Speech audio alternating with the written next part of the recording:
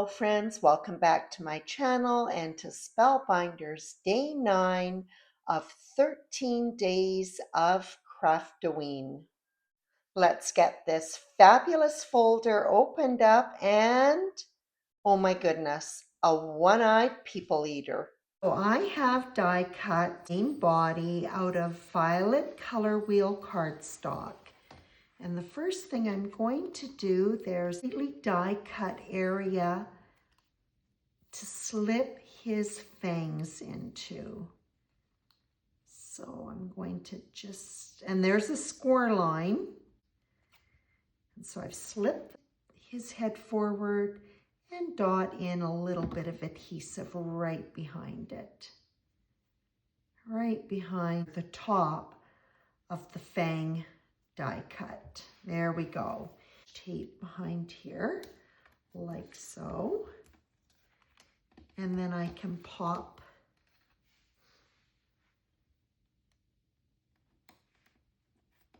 the eyeball in.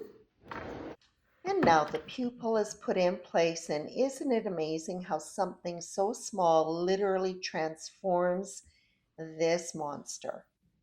And on to the horns.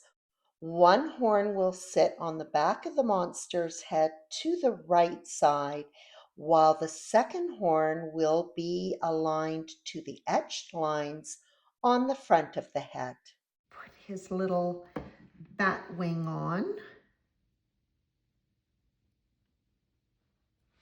And onto his staff. So just lightly dot the back of it with adhesive. Slip it behind the arm. I want to just pull it in a little bit tighter to that top die cut area. There we go. And as you would expect, this one-eyed monster has a treat bucket that is a one-eyed pumpkin. Always reaching for my color swatch wheel. Not only select my colors, but then to figure out what colors I've used. So the pumpkin was die cut from terracotta and the base out of black cardstock. And we'll just pop some adhesive on the handle. Put that on top. And then we'll just adhere that to the other hand. So apparently even monsters like to dress up for Halloween. So we'll finish up his costume with a devil's tail. Pop the candy detail on there. And we're going to use this sentiment, Monstrously Fun Wishes. I've used 2 consecutive dies out of the Perfect Touch Arches die set. The smaller one to cut black cardstock, and then the larger to cut the violet, the same color as the monster. I'll just put a little bit of anti-static powder on first and ink up the stamp with Versamark.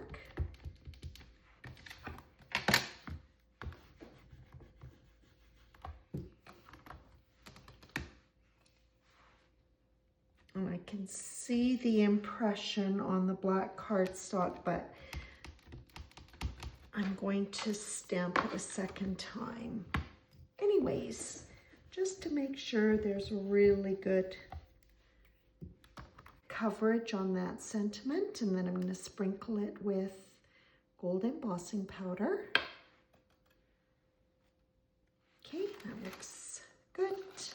And I don't have to worry about warping, although I will feed it front and back to minimize it, because this tag will be adhered to violet one.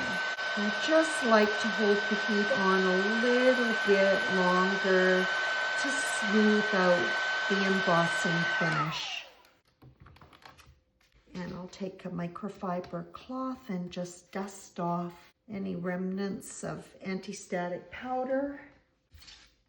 And then we can go ahead and adhere this tag to the center of the purple one.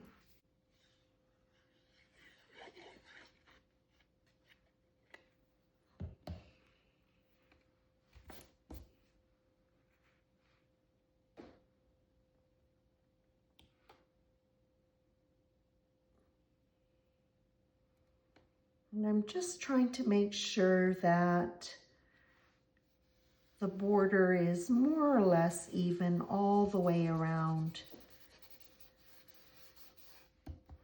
I've positioned my crocodile in the center of the tag. And then I just partially lower the handle until I can see the biting portion of the punch come down. And oops, I want to try my best to get it centered. There we go.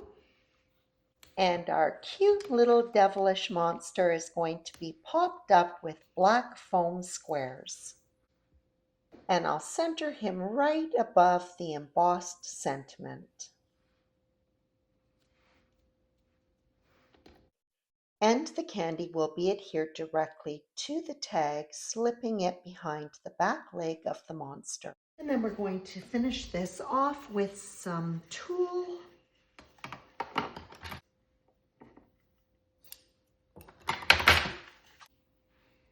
And I'll just fold it in half and squish it down really, really well. And it will easily feed through the hole. Open it up and loop.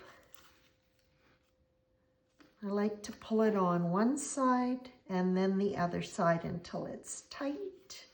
And then when I go to tie this onto a treat bag, then I'll just use some black string and feed it through the hole again to attach it to the bag.